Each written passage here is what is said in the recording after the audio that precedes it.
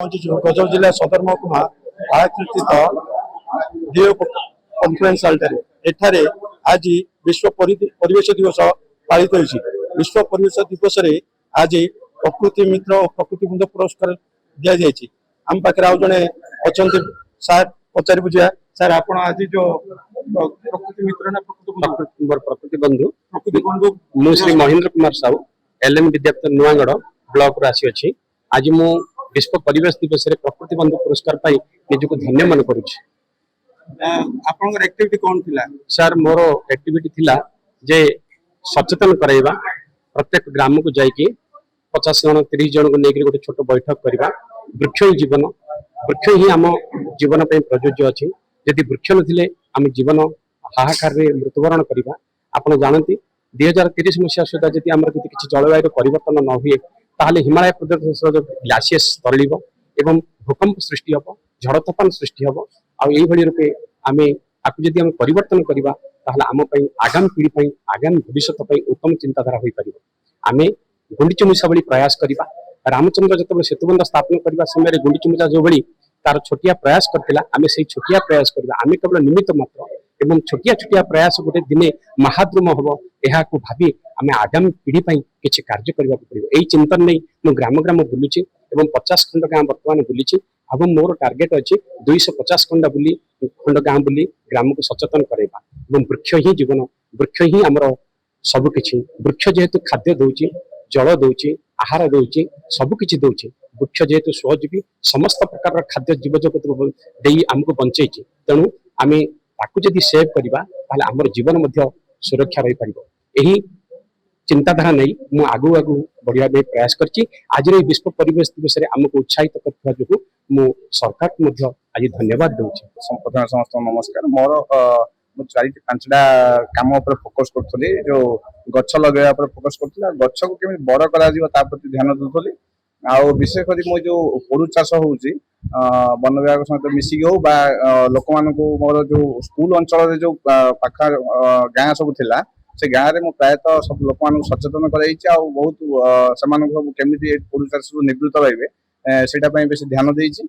आउ आपनकर जो पंचायत गाँव जो पोखरी भोग परिष्कार करवा ध्यान देती। आम जो विशेष कर जो महेंद्रगिरी जो आमर होता जो आमर शिवरात्रि जो हुए जो अपरिष्कार हुए जो सफा करने से दायित्व नहीं।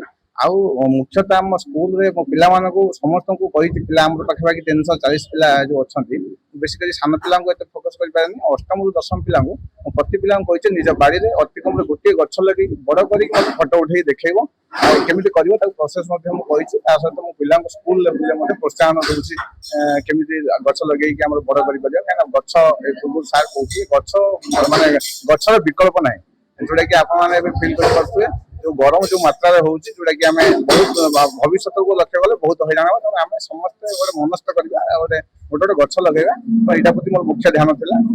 Mohana block Paniganda high school Ramakrishna Padi विज्ञान शिक्षक मु आज बहुत निजको धन्य मन करुची। आज विश्व परिवेश दिवस रे मु गोटे कथा कहवा चाहूँगी समस्ते केमती आमको जमी गोमाता निज माँ एवं पृथ्वी माँ ए समस्त ऋण सुझा ताले प्रत्येक जड़े जड़े गोटे गोटे गछ लगेगा एवं ताकू बंचेबा एवं तार निश्चित भाव आम उपकारिता पाइबा। आमर फुसफुस होची जंगल, तेणुक जंगल बंचिले आम परिवेश निश्चित भाव आ प्रदूषण मुक्त हम एवं परिवेश आम बहुत किछि आमर जीवन जीविका एवं आमर स्वास्थ्य संपद सबकि पाइपर। एति मोर अनुरोध समस्ते केमी गोटे गछ लगे बंचेबा। आपण कौन एक्टिविटी रखथिले जे विभाग पक्षर आपण आज प्रस्तुत? मु प्राय निजे 200 रु 250 गछ आ रोपण करछि एवं ताको दायित्वर सहित मोर स्कूल हत्ता भितरे एवं मोर अंचलवासी भितरे एवं मो निज जन्मित गाँ रे एवं बहुत प्रकार कार्यानुष्ठान कार्य रे एवं विभिन्न प्रकार ब्रह्मपुर रे शहर रे गछ लगेछि एवं पांचवट ये रु मध्य मु बहुत प्रकार सहयोग पाइछि एवं सेमानकर सचेतनता रे मु रैली रे मध्य उपस्थित होइछि एवं वर्तमान फॉरेस्टर महोदय निश्चित भाव कहते 10,000 चारा आम स्कूल रे रोपण करा दायित्व आम नबू नहीं से 10,000 चारार आगू केंद्र से चारा गुड़ बंचब एवं लोक उद्धार कर बंचेबे एवं परिशेष समस्त कहबी जे जंगल ही आमर जीवन तेणुक प्रत्येक आम गोटे गोटे गछ लगवा धन्यवाद दो। आज विश्व परिवेश दिवस रे जो माने प्रकृति बंधु पुरस्कार पाइथिले एवं समाज में किछि काम कर जाइछन्ते गछटी लगेइछन्ते लोकन को सचेतनता कराइछन्ते एवं जलवायु परिवर्तन उपरे लोकन को सचेतनते एवं जेते उत्तप्त हेउची जलवायु एवं जलवायु रो परिवर्तन हेउची एमानकर अवदान अतुलनीय कहले अत्युक्त हेबनी।